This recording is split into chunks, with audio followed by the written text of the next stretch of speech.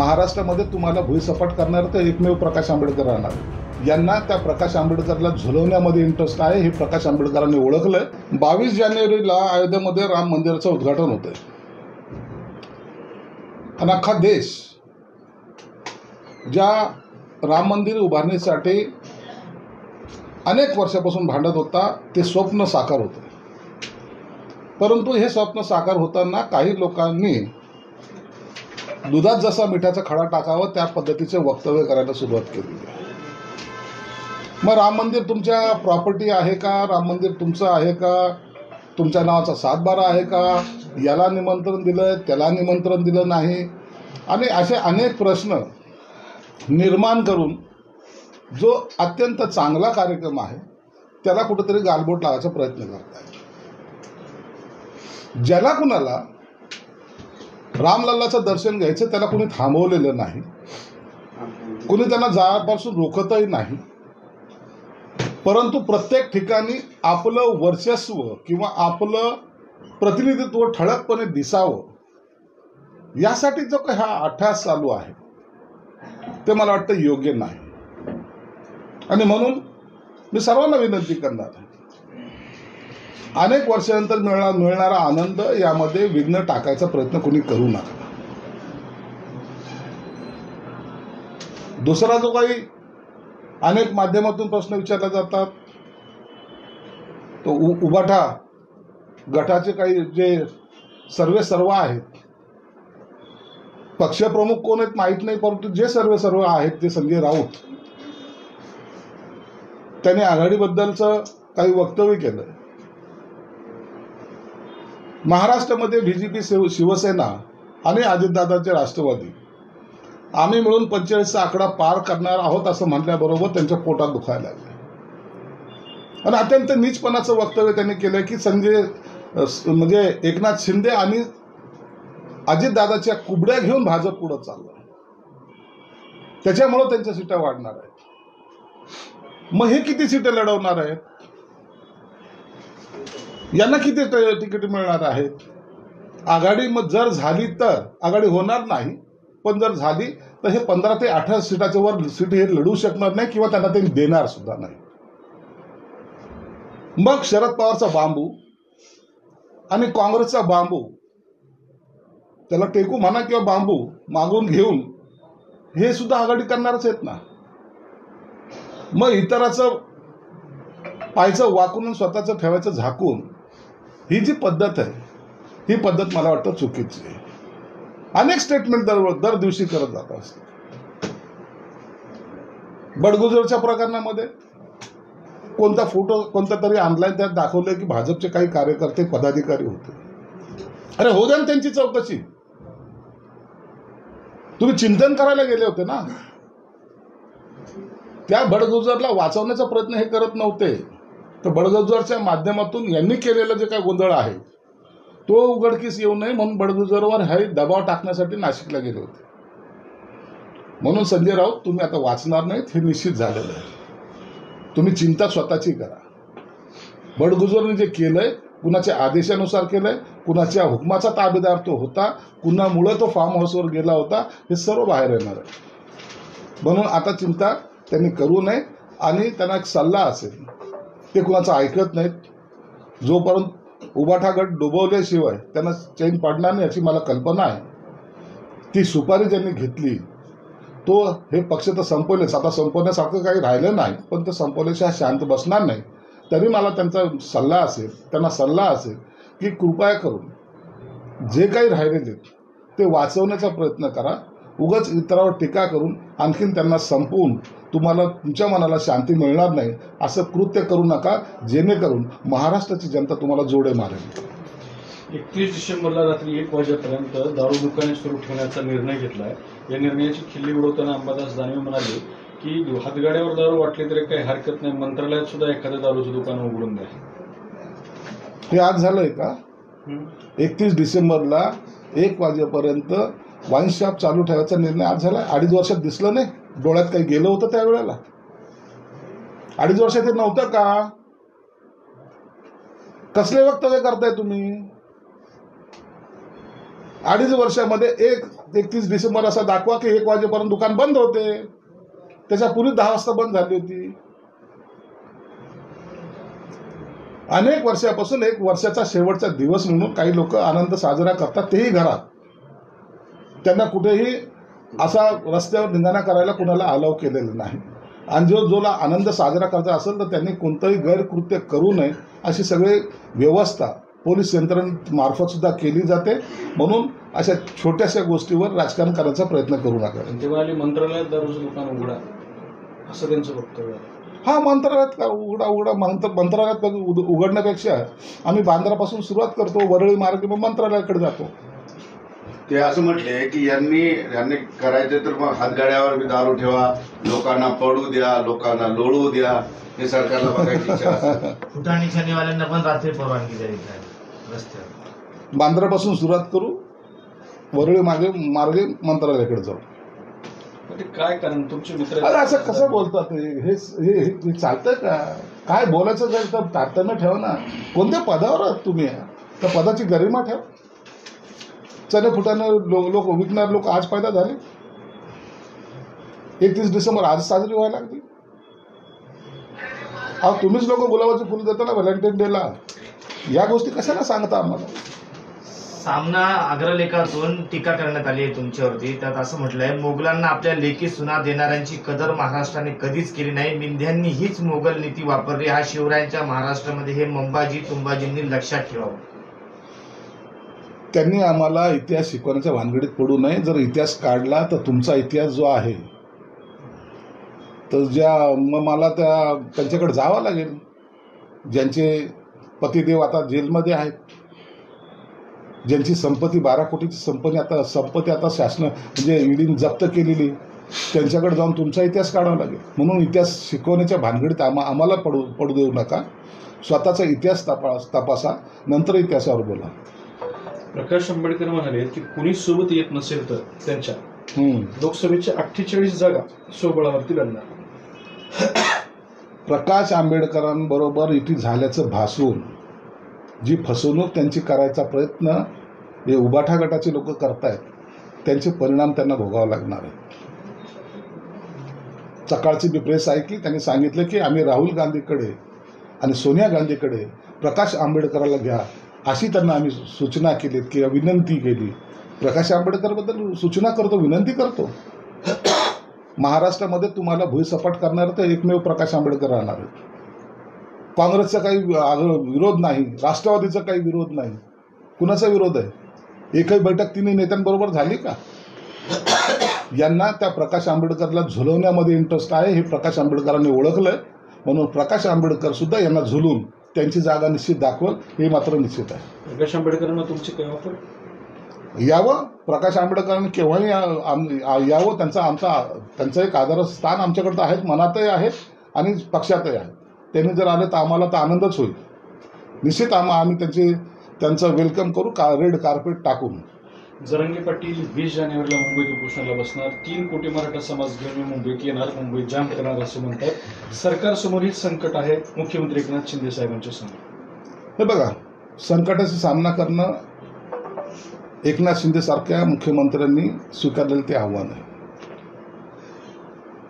जर हे आव्हान स्वीकारायचं नसतं तर झुलवत ठेवण्याचे जे प्रकार मराठा समाजासाठी जे केले गेले पूर्वी 40 वर्षापासून 58 मोर्चे काढले, आउटपुट 0. चुकीचं आरक्षण देऊन सुप्रीम कोर्टात रद्द झालं, आउटपुट 0. तसं न करता एकनाथ शिंदे साहेबांनी मराठा समाजाला आरक्षण देण्यासंदर्भात जी काही भूमिका घेतली, पॉझिटिव्ह ज्याला म्हणतात ना, ती पॉझिटिव्ह भूमिका त्यांनी घेतली आणि त्याचा परिणामसुद्धा आता सगळ्याला दिसतोय. जवळपास 4-5 लाख लोकांनी आत्तापर्यंत ओबीसी समाजाचं व कुणबी समाजाचं सर्टिफिकेट घेतलं. हे कशाची देण आहे? तर एकनाथ शिंदे साहेबांनी केलेली मेहनतीचं हे फळ आहे. आणि म्हणून हे आरक्षणाचा देणार याची जी शपथ शिवरायांची त्यांनी घेतली ती पूर्ण करतील. म्हणून 20 तारखेला जरांगे साहेबांचा जो काही लॉंग मार्च निघणार आहे, मोर्चा निघणार आहे, त्यापूर्वी कदाचित त्याच्यापूर्वी हे प्रश्न मिटेल असं मला एक आत्मविश्वास आहे. आणि त्या पद्धतीचा प्रयत्न एकनाथ शिंदे साहेब करतायत हे जरांगे पाटलांना सुद्धा माहिती आहे. म्हणून ते रोजच्या टचमध्ये मुख्यमंत्री असेल की मंत्रिमंडळातले कोणी सहकारी असतील हे जरांगे पाटलाच्या सुद्धा टचमध्ये आहे. रोजचा रिपोर्टसुद्धा त्यांना माहिती आहे. म्हणून त्यांचा सुद्धा आत्मविश्वास वाढलेला आहे की फक्त एकनाथ शिंदे साहेब हे आपल्याला आरक्षण देऊ शकतात. भाजपने उद्धव ठाकरे यांच्यावरती टीका केलेली आहे. राम मंदिरावरती वारंवार प्रश्न उपस्थित करणारा जनाब उद्धव ठाकरे यांनी 22 जानेवारीला हज यात्रेला निघून जावे, असं केलं तर आमच्या दिमागदार सोहळा त्याची नजर लागणार नाही, असं आचार्य तुषार भोसले म्हणतात. त्यांनी काय बोललं हे मी ऐकलेलं नाही, परंतु माझं असं मत आहे की राम मंदिराच्या या कार्यक्रमाला देशातील सर्वच राजकीय पक्षांनी आवर्जून जावं, रामलल्लाचं दर्शन घ्यावं. राम हा कोणत्याही समाजाचा नाही, राम हा कोणत्या पक्षाचा नाही, राम हा सर्वांचा आहे. म्हणून तिथे कुणालाही अडवल्या जाणार नाही किंवा कुणाला रोखण्याचा काही प्रश्नच येत नाही. मग यांना जायचंच नसेल, रामलल्लाबद्दल जर प्रेम नसेल तर त्यांनी म्हणलं असेल तर तो त्यांचा प्रश्न आहे. परंतु आम्ही तर निमंत्रण दिलं जात नाही ना. प्रत्येक वेळेला खुर्चीची का अपेक्षा करता? यापूर्वी आपण अयोध्येला गेलो होतो, कुणी निमंत्रण दिलं होतं आपल्याला? आपणच गेलो होतो ना, आम्ही होतो ना बरोबर. पण ते योगदान त्यांचं आहे ना सर, राम मंदिर आणि बाबरी मस्जिद ह्या सगळ्या योगदान हा संशोधनाचा विषय आहे. कसं म्हणजे बाळ ठाकरे तुम्ही बाळासाहेबांचं योगदान हा देशावर त्यांनी केलेला उपकार आहे. याचा अर्थ असा होत नाही की प्रत्येकाचं योगदान आहे असं त्याचं गृहीत धरू नये कोणी. शिवसेना प्रमुख अहो कोणी मुलगा असला तुमचा, आणखी नातू असेल, आणखी पंतू असेल का त्याचं योगदान धरलं येतं काय? शिवाजी महाराज होते. 5 पिढ्यांनंतर 10 पिढ्यानंतर आलेला माणूस शिवाजी महाराज होऊ शकत नाही. शिवसेना प्रमुख होते, दुसरे कोणी शिवसेना प्रमुख होऊ शकत नाही. बाबासाहेब आंबेडकर होते, कोणी बाबासाहेब आंबेडकर होऊ शकत नाही. म्हणून कोणी कुणाच्या वारशाच्या नुसार तुम्ही आपली लायकी सिद्ध करू नका. तुम्हाला लायकी सिद्ध करताना स्वतःचं कर्तृत्व दाखवावं लागतं. 1 कोटी रुपये पाठवलेत का आमचे लाख रुपये त्याचा सहभाग नाहीये? आमच्या अकाउंट मधून गेलेले नाही? आमदारांनी 1 लाख रुपये दिलेले नाही?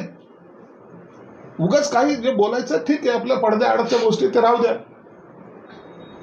आम्ही 1 कोटी रुपयाचा चेक दिला, 1 लाख रुपये संजय शिरसाटशी पण त्याच्यात आहेत. म्हणून आविर्भाव आणू नका, आनंदाचा कार्यक्रम आहे, सहभागी व्हा. पण त्यांचं म्हणणं असं आहे की राम मंदिर हे काय कोणत्या पक्षात नाहीये, कुणाचं आहे ते? सुप्रीम कोर्टाच्या निर्णयानुसार या सगळ्या गोष्टी झाल्या, त्याच्यामुळे भाजपने इव्हेंट करू नये, इतर पक्षाने त्याचा फायदा घेण्याचा प्रयत्न करू नये. अहो हे कुणाच्या पक्षाचं नाहीये, हे आम्ही म्हणतोय. हे मोदी साहेबाचं राम मंदिर नाहीये, हे अमित शहाचं राम मंदिर नाहीये, हे एकनाथ शिंदेचं राम मंदिर नाहीये, हे आणखीन कोणत्याही माणसाचं राम मंदिर नाहीये. हे देशाचं राम मंदिर आहे, आपल्या भावनाचं राम मंदिर आहे. आम्हाला कुणालाही त्याचा 7-12 बनवायचा नाहीये. परंतु ज्या हिंदुत्ववादी लोकांनी जो लढा दिलाय अनेक वर्षाचा, त्याचं निघलेलं हे फळ आहे. त्या आनंदात सहभागी त्यांनी झालं पाहिजे. यांच्या दुर्दैवाने आणि त्यांच्या सुदैवाने ते प्रधानमंत्री आहेत, UP-मध्ये मुख्यमंत्री आहेत. मग मुख्यमंत्र्यांनी प्रधानमंत्र्यांनी जाऊ नये असा त्यांचा काही अट्टहास आहेत का? जो सत्तेवर आहे त्याच्या हस्ते उद्घाटन होत आहे, याचा अर्थ त्याच्या नावावर होत असं होत नाही. म्हणून हे उगाच तरी मिठाचा खडा टाकायचा हा प्रयत्न आहे. बाळासाहेब आंबेडकर असं म्हणतात, मोदी विरोधात लढण्यासाठी एकीची शक्यता कमीच आहे. दुर्दैवाने नरेंद्र मोदी यांच्या विरोधात लढणारे कुटुंबाला प्राधान्य देणार आहे, त्यामुळे आपण किती डोक्यावर आपटले तरी एकी होणार नाही. हेच तर मी 6 महिन्यापासून बोलतोय. हे इंडिया आघाडी वगैरे काही होणार नाही.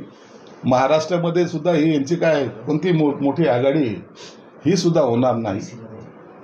यांना किती सीटं लढवायची हे बिनडोक्याचे जे लोक आहेत, कधी म्हणता EVMवर मतदान करा, आमचे 500 जागा येतील. तुम्ही जागा किती लढवतायत महाराष्ट्रात? 18. येतील किती? 500. यांना अधिकार दिलेला आहे. काही मूर्खासारखं स्टेटमेंट करतात आणि आपली दुकानदारी चालवतात. तुमचं कसं आहे लोकसभेत? महायुतीचा फॉर्म्युला आता नवीन वर्षाच्या सुरुवातीला हे तिन्ही नेते एकत्र बसून ठरणार आहे. आणि मला वाटतं जेव्हा हा फॉर्म्युला ठरेल त्यावेळेला जाहीर पत्रकार परिषदेमध्ये त्याची वाच्यता केली जाईल. टेंटेटिव्ह काय असू शकतो? जसं शिवसेना म्हणतो की 16, 20, 16, 10 ते काही म्हणतात, त्यांचं म्हणतात करून दाखवा. करून दाखवायची लय सवय ना, करून दाखवलं, करून दाखवा. अंबादास दानवे म्हणतायत पक्षाने आदेश दिला तर आम्ही 7 तारखेला लढू, तुम्हाला जर पक्षाने आदेश दिला तुम्ही लढणार का? पक्षाचा आदेश हा प्रत्येक कार्यकाला बंधनकारक असतो आणि हा काही नवीन निघालेला संशोधनाचा विषय नाही. पक्षाने मला उद्या तिकीट नाही दिलं तर मी घरी बसेल. आणि दिला तर तुम्ही लढणार. आता त्याचा अर्थ असा होतो ना, पक्ष जो आदेश देईल तो मानावा लागतो आणि त्याच्यानुसारच काम करावं लागतं. अंबादास दानवेला त्यांच्या पक्षाने आदेश दिला तर त्यांना आमच्या शुभेच्छा आहेत. सिओटरच्या सर्व्हेवरून अंबादास दानवे असं म्हणाले, अंबादास दानवे आणि चंद्रकांत खैरे हे दोघंही इच्छुक आहेत लोकसभेसाठी. हे जुने तुमचे दोन्ही सहकारी आहेत, मित्र आहेत. काय होईल त्यांच्या लोकसभेला, कसं चित्र? चंद्रकांत खैरे असेल की अंबादास दानवे हे दोघं एकमेकाचे जीवलग मित्र आहेत. एकामेकाबद्दल त्यांचं अत्यंत प्रेम आहे. म्हणून दोघांपैकी कोणी लढवलं, एक जर उभा राहिला तर दुसरा त्याला निवडून आणण्यासाठी मनापासून प्रयत्न करेल असं त्यांना मी शुभेच्छा देतो. अंबादास दानवे असं म्हणतात सिओटरवरून की आमच्या जवळपास महाराष्ट्रात 40 सीट देखील येऊ शकतात लोकसभेत. अरे सीट लढवता किती हे ठरवा ना पहिलं. अरे म्हणजे उबाटा त्यांचा उबाटा युती होणारच नाही तर सीट येतील कसे? तुमची प्रथमता युती होणार नाही. मी तुम्हाला आज बॉन्डवर लिहून देऊ शकतो, आघाडीची युती होणार नाही.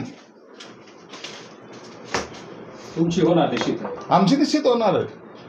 तुम्ही कमळाच्या फुलावर लढणार आहात की आपल्या? आम्ही आमच्या पक्षाच्या चिन्हावर, अजितदादाच्या चिन्हावर, शिवसेना शिवसेनेच्या चिन्हावर, भाजपच्या चिन्हावर. राम मंदिराचा किती फायदा होईल तुम्हाला? राम मंदिर हे फायद्यासाठी नसतं. राम मंदिर हे भावनेचा प्रश्न आहे आणि काम करणाऱ्याच्या मागे जनता उभी असते. हे महाराष्ट्राने नाही देशाने दाखवून दिलेलं आहे. म्हणून गेल्या निवडणुकीमध्ये 3 राज्यामध्ये बहुमताने भाजप निवडून आलं. त्याच पद्धतीने इथं आघाडी सरकार जे काम करत नव्हतं आता युती सरकार जे काम करतं, ज्या स्पीडने काम करतं, म्हणून इथे सुद्धा 2024ला विधानसभेमध्ये सुद्धा आमची युती मजबूतीने बहुमताने निवडून 200चा आकडा आम्ही पार करणार आहोत. पुरेसा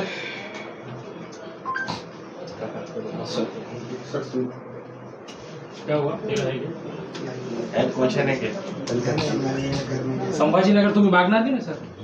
शिंदेगड आमचाच आहे ना तुम्ही. अच्छा, उमेदवार तयार आहे. उमेदवाराचं काय? एक प्रश्न आहे दादा, थोडंसं महत्वाचा आहे. थोडं घ्यायचं कुणबी नोंदी ज्या सापडत आहेत त्यावरून आता काही एजंट सक्रिय निर्माण झाले आहेत राज्यभरामध्ये. काही अधिकाऱ्यांना कुणबी नोंदीचे प्रमाणपत्र देण्यासाठी पैसे मागितले जात आहेत आणि जरांगे पाटील यांनी मागणी केलेली की असा अधिकारी कोण असेल तर त्याला सस्पेंड नाही तर डायरेक्ट बरखास्त करा आणि अशा एजंटांबद्दल सरकारने बारकाई लक्ष ठेवा. मी तर म्हणेल की हे जे काही कुणबींचं सर्टिफिकेट मिळतं आहे त्यासाठी हा सर्वसामान्य शेतकरी कुटुंबातला माणूस जेव्हा ते सर्टिफिकेट घ्यायला जातोय,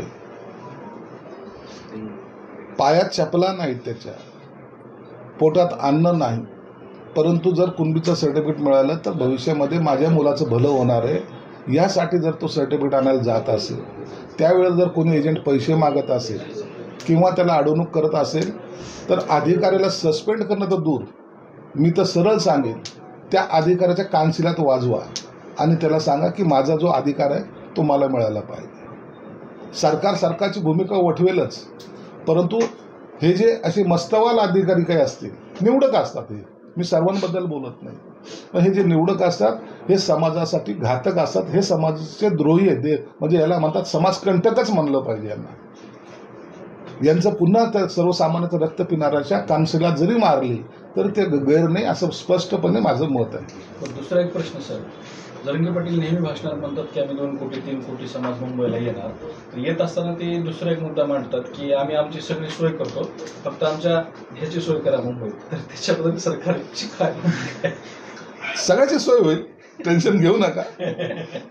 आता एवढे मोठे लाखाचे मोर्चे होत आहेत, ऑटोमॅटिक सगळ्याची सोय होते ना, तशी ऑटोमॅटिक तिकडे सोय होईल, त्याची चिंता ते करणार नाही आणि सगळं व्यवस्थित होईल. तसं जंगलात फिरायची आपल्याला सवय आहे.